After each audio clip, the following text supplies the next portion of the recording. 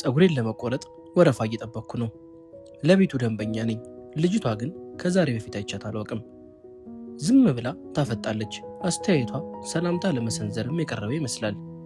ሌላ ቦታ እያየው በማስመሰል ፊት ለፊት በተሰቀለው መስታወት ማንነቷን ለማጤን ሞከርኩ።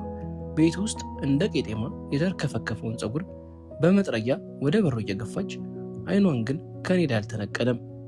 በተፈጥሮዬ ሴቶች ለሰከንድ እንኳን አይናቸውን የማያቆዩብኝ አይነት መልከ ጥፉ ነኝ።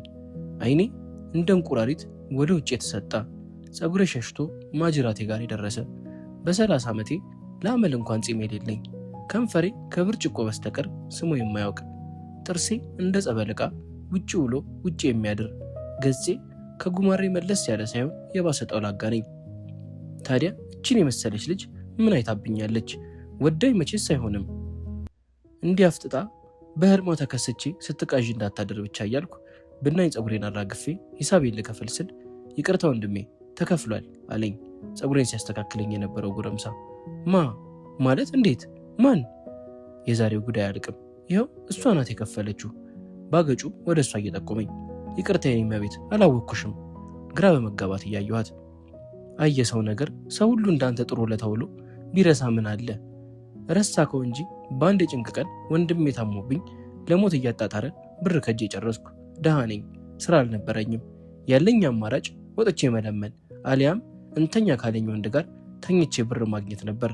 ታዲያ በዛ ሌሊት መንገድ ላይ ቆሜ እየለመንኩ አንተ መጣ። እርግጥ ሰክረህ ነበር፣ ግን ደግሞ እንባይን ስታይ ነው መሰል ቆምክ። እኔም የፈለግከውን አድርገኝ፣ ግን ብር ስጠኝ ስል ተማጸንኩ። እየተንገዳገርክ ኪሱ ውስጥ ያለውን ስልክና ብር የእጅህን ብራስሌት ሳይቀር ሰጥተኸኝ ሄድክ። በሰዓቱ አማራጭ አልነበረኝም።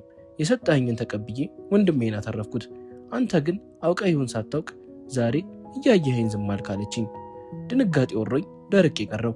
ለመጀመሪያም ለመጨረሻም ጊዜ የሰከርኩት አንድ ቀን ነው። እሱም በጓደኛዬ ሰርግ ሚዜ የነበርኩ ጊዜ። ያን ቀን ጓደኞቼ ከሸኙኝ በኋላ ምን እንደተፈጠረ ምንም አላውቅም። ለዚች ሴት ግን በጎ ነገር እንዳደረኩም ትዝ አይለኝም። እንደውም ስልክና ብሬን ሌባ ዘረፈኝ ብዬ ስበሳጭ ስራገም ነበር የሰነበትኩት። ግን ይሄ ምን ተብሎ ይነገራል? ምርቃቷን ተቀብዬ አመስግኛት ወጣው። አንዳንዴ መጥፎ ጸያፍ ከሚባል ክስተት ጥሩ የሚባሉ ገጠመኞች ይወጣሉ ማለት እንደዚህ ነው። እግዚአብሔር ይቺም ምስኪን ሴት ጥጋብ ከወጠረኝ ከኔ ሰካራሙ ነጥቆ ወንድሟን ማትረፉ ሳይገርምም አጃይብ ነው አቦ። ለማንኛውም ስልኳን ወስጃለሁ። ደግሞ ሌላ ነገር እንዳታስቡ፣ በእህትነት ልጀነጅናት ነው።